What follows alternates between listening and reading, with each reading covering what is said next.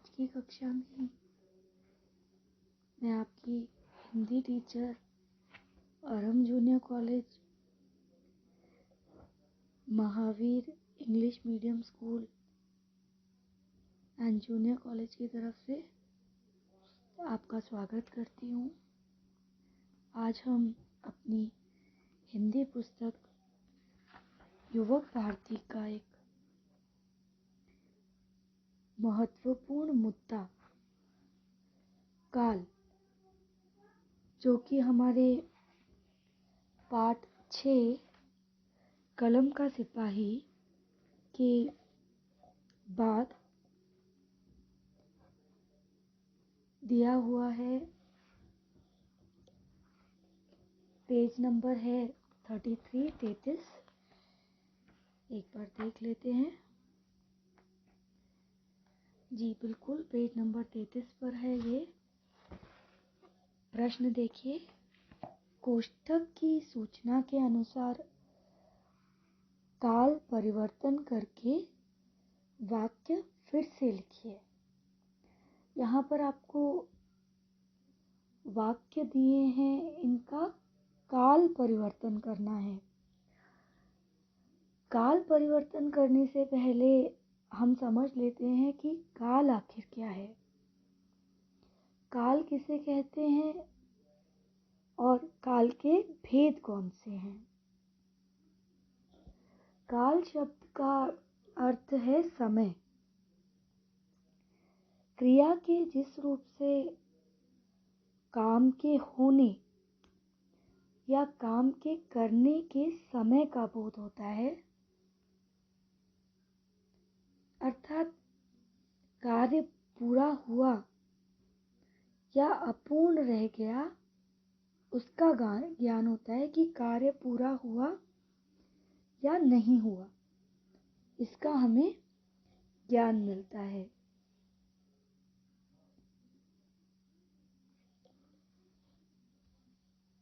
क्रिया के जिस रूप से कार्य संपन्न होने का ज्ञान होता है तथा उसके समय का ज्ञान होता है।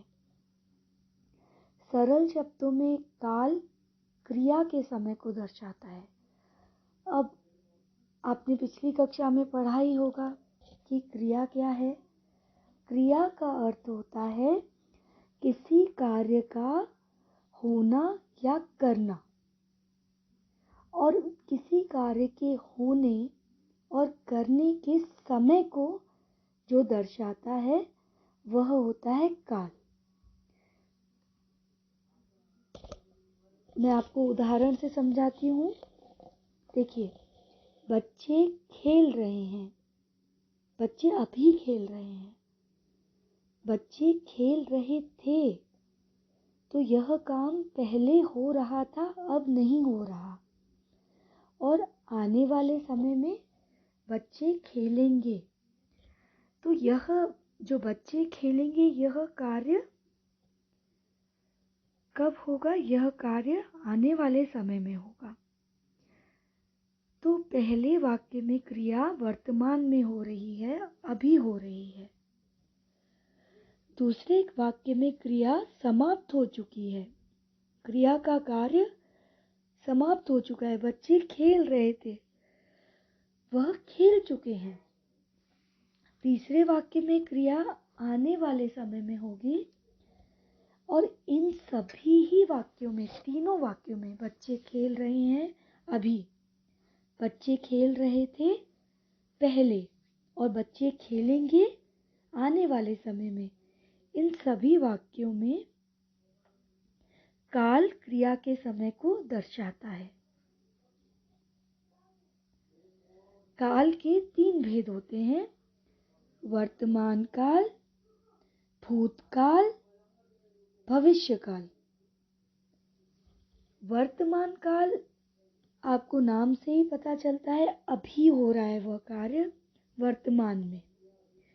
और भूतकाल जो कार्य हो चुका है, तथा भविष्यकाल आने वाले समय में यह कार्य होगा। अभी यह कार्य नहीं हुआ है, पर आने वाले समय में यह कार्य अवश्य होगा। तो यह तीनों हैं आपके काल के भेद। फिर से नाम समझ लीजिए, वर्तमान काल, भूतकाल, भविष्यकाल।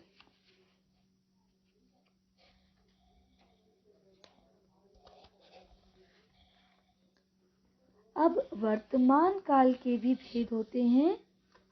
वर्तमान काल के भेद देखते हैं। सामान्य वर्तमान काल, अपूर्ण वर्तमान काल तथा पूर्ण वर्तमान काल। यहाँ भी आप नाम से समझ सकते हैं। सामान्य वर्तमान काल जो सामान्य तरीके से चल रहा है, अपूर्ण वर्तमान काल जो अभी तक वर्तमान में कार्य पूरा नहीं हुआ, तथा पूर्ण वर्तमान काल।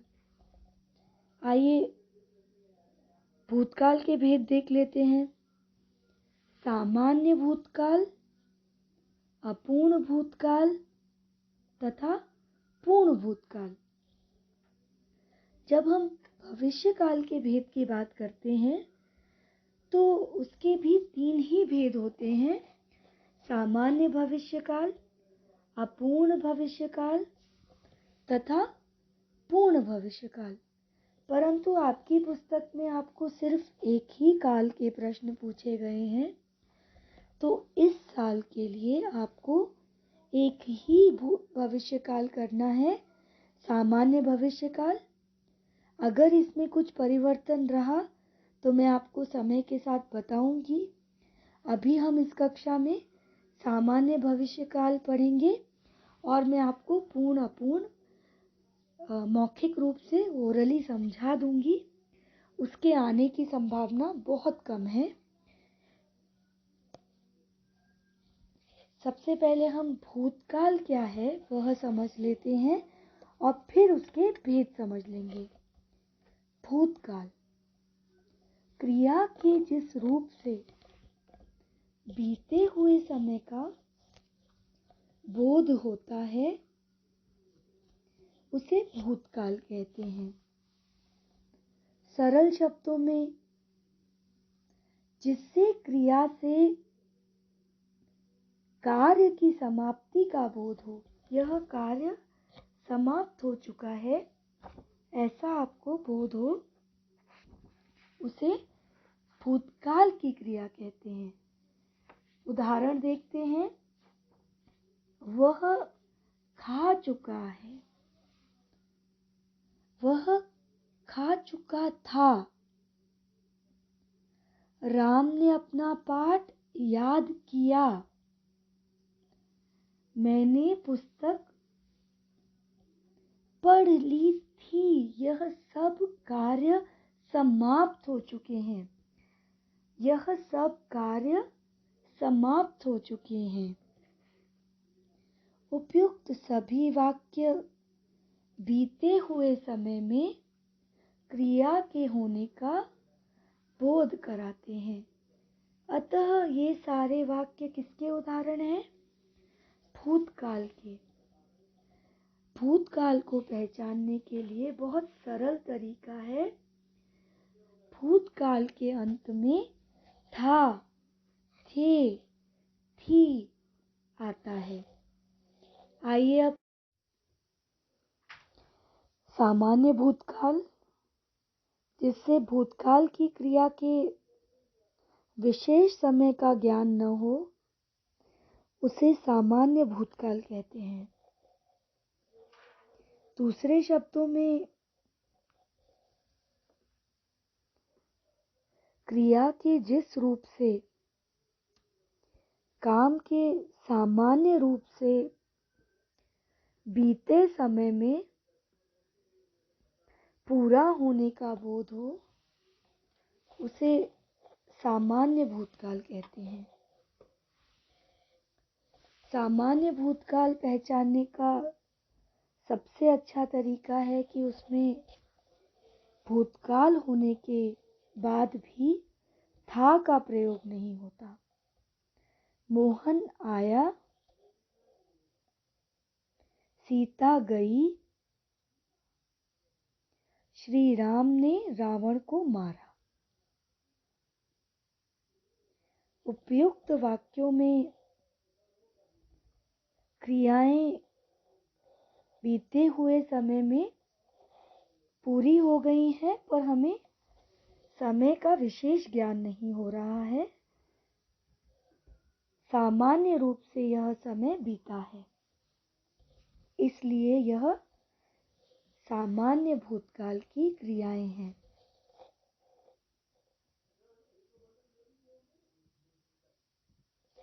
अगला है पूर्ण भूतकाल। क्रिया के उस रूप को पूर्ण भूत कहते हैं जिससे क्रिया की समाप्ति के समय का स्पष्ट बोध होता है। क्रिया को समाप्त हुए काफी समय बीता है। दूसरे शब्दों में, क्रिया के जिस रूप से यह ज्ञात हो कि कार्य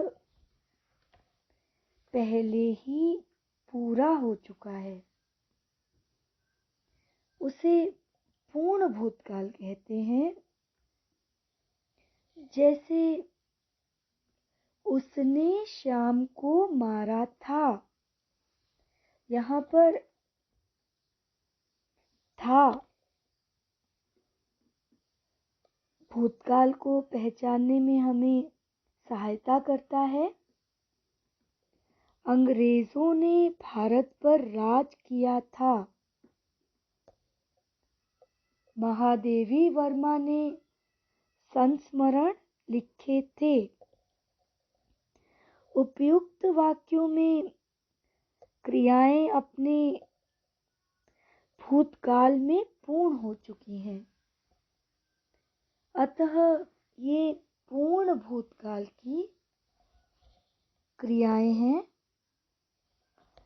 पूर्ण भूतकाल में क्रिया के साथ था, थी, थे, चुका था, चुकी थी, चुके थे आदि लगता है। अगला है अपूर्ण भूतकाल। जिस क्रिया से यह ज्ञात हो कि भूतकाल में कार्य संपन्न नहीं हुआ था, यह कार्य पूर्ण नहीं हुआ था, अर्थात अपूर्ण है, अभी चल रहा था, उसे अपूर्ण कहते हैं। जैसे सुरेश गीत गा रहा था, रीता सो रही थी। देखिए, किसी भी काल में अगर अपूर्ण काल है तो वहां रहा शब्द का प्रयोग अवश्य होगा, क्योंकि वह कार्य अभी चल रहा था या चल रहा है। उपयुक्त वाक्यों में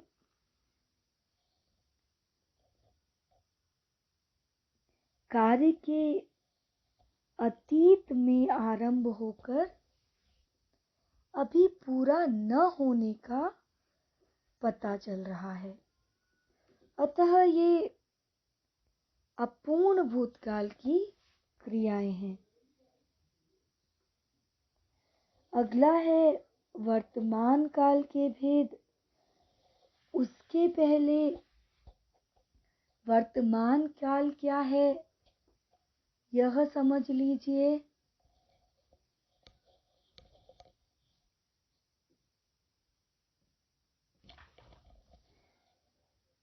वर्तमान काल क्रिया के जिस रूप से वर्तमान में चल रहे समय का बोध होता है उसे वर्तमान काल कहते हैं, अर्थात अभी चल रहे समय का। जैसे पिताजी समाचार सुन रहे हैं, पिताजी अभी समाचार सुन रहे हैं। लड़की स्कूल जाती है। उपयुक्त वाक्यों में क्रिया के वर्तमान समय में होने का पता चल रहा है। अतः ये सभी क्रियाएं वर्तमान काल की क्रियाएं हैं।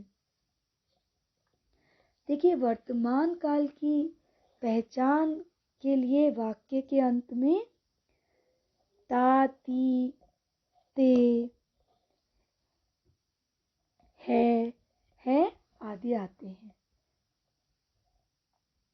वर्तमान काल के 3 भेद में से सबसे पहला भेद है सामान्य वर्तमान काल। क्रिया का वह रूप जिससे क्रिया का वर्तमान काल में होना पाया जाए, सामान्य वर्तमान काल कहलाता है। क्रिया के जिस रूप से सामान्यतः यह प्रकट हो कि कार्य का समय वर्तमान में है, न कार्य के अपूर्ण होने का संकेत मिले न संदेह का, वहाँ सामान्य वर्तमान होता है। जैसे बच्चा खिलौनों से खेलता है। वाक्य में खेलना प्रस्तुत समय में है, किंतु न वह अपूर्ण है और न ही अनिश्चित। अतः यहाँ सामान्य वर्तमान काल है। वह पुस्तक पढ़ता है। वह अभी सामान्यतः पुस्तक पढ़ता है। माली पौधों को पानी देता है। तो यहाँ न अपूर्ण है न अनिश्चित, तो यह सामान्य वर्तमान काल का उदाहरण है। दूसरा वर्तमान काल का भेद है अपूर्ण वर्तमान काल। क्रिया के जिस रूप से यह बोध हो कि वर्तमान काल में कार्य अभी पूर्ण नहीं हुआ, वह चल रहा है, उसे अपूर्ण वर्तमान कहते हैं। अपूर्ण वर्तमान को पहचानने का सबसे आसान तरीका है कि आप वाक्य में राह ढूंढ लें। उदाहरण देखिए, मोहन विद्यालय जा रहा है। वाक्य में जाने का कार्य अभी हो रहा है। मोहन विद्यालय पहुंचा नहीं है, अतः यहाँ अपूर्ण वर्तमान है। वर्षा हो रही है। अनुराग लिख रहा है। पूर्ण वर्तमान काल में इससे वर्तमान काल में कार्य की पूर्ण सिद्धि का बोध होता है। क्रिया के जिस रूप से यह पता चले कि वर्तमान कार्य में, माफ कीजिए, वर्तमान समय में कार्य समाप्त हो गया है। उदाहरण देखिए, सीता ने पुस्तक पढ़ी है। मैं आपके पैसे लाया हूं।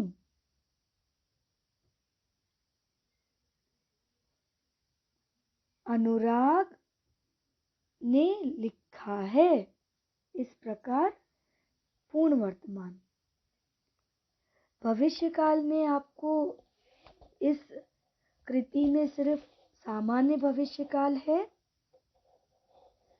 भविष्य काल भविष्य में होने वाली क्रिया को भविष्यकाल की क्रिया कहते हैं। क्रिया के जिस रूप से काम का आने वाले समय में करना या होना प्रकट हो, अर्थात काम भविष्य में होगा। जैसे वह कल घर जाएगा, हम सर्कस देखने जाएंगे, किसान खेत में बीज बोएगा। यहाँ वाक्यों की क्रियाओं से पता चला है कि यह सब कार्य भविष्य में होंगे, आने वाले समय में पूर्ण होंगे। अतः ये भविष्यकाल की क्रियाएं हैं। भविष्यकाल को पहचानने के लिए बहुत सरल तरीका है कि वाक्य के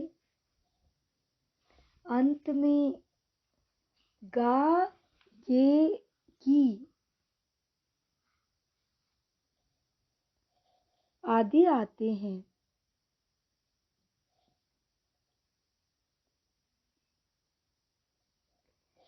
सामान्य भविष्यकाल देख लीजिए। क्रिया के जिस रूप से उसके भविष्य में सामान्य ढंग से होना पता चले, इससे यह प्रकट होता है कि क्रिया सामान्यतः भविष्य में होगी। जैसे बच्चे कैरम बोर्ड खेलेंगे, वह घर जाएगा,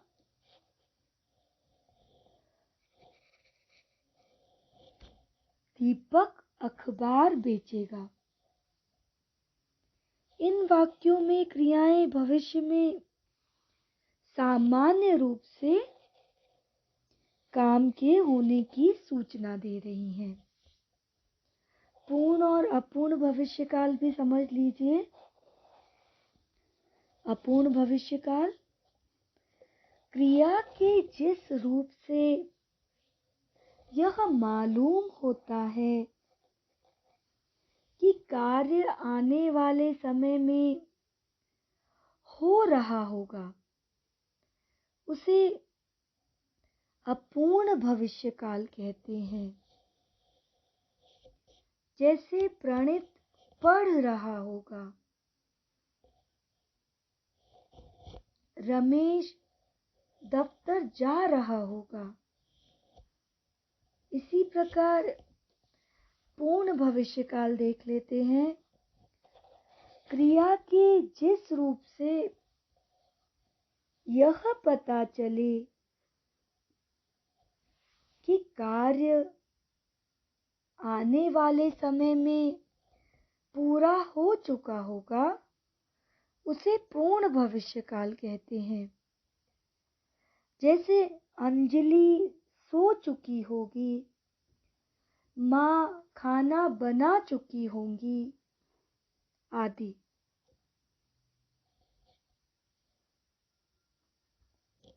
आइए अब पाठ्य पुस्तक की कृति कर लेते हैं।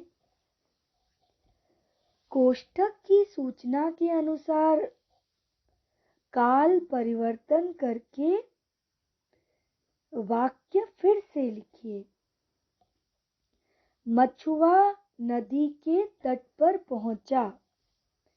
इसे हमें सामान्य वर्तमान काल में परिवर्तित करना है। तो सबसे पहले हम देख लेते हैं कि सामान्य वर्तमान काल में क्या लगता है। सामान्य वर्तमान काल में ता और है लगता है। प्रश्न है, मछुआ नदी के तट पर पहुंचा। मछुआ नदी के तट पर पहुंचता है। अगला है, एक बड़े पेड़ की छाह में उन्होंने वास किया। यह अपूर्ण वर्तमान में परिवर्तित करना है। एक बड़े पेड़ की छांव में वे वास कर रहे हैं। अपूर्ण में आपको बताया था रहे लगेगा, और वर्तमान काल है तो है लगेगा। अगला देखते हैं। आदमी यह देखकर डर गया। इसे पूर्ण वर्तमान काल में परिवर्तित कीजिए। आदमी यह देखकर डर गया है। पूर्ण वर्तमान काल में है लगता है पीछे। वर्तमान काल को पहचानना है तो वाक्य के पीछे है या हूं ढूंढ लीजिए। वे वास्तविकता की ओर अग्रसर हो रहे हैं। इसे सामान्य भूतकाल में परिवर्तित करना है। वे वास्तविकता की ओर अग्रसर हो गए। अगला देखते हैं।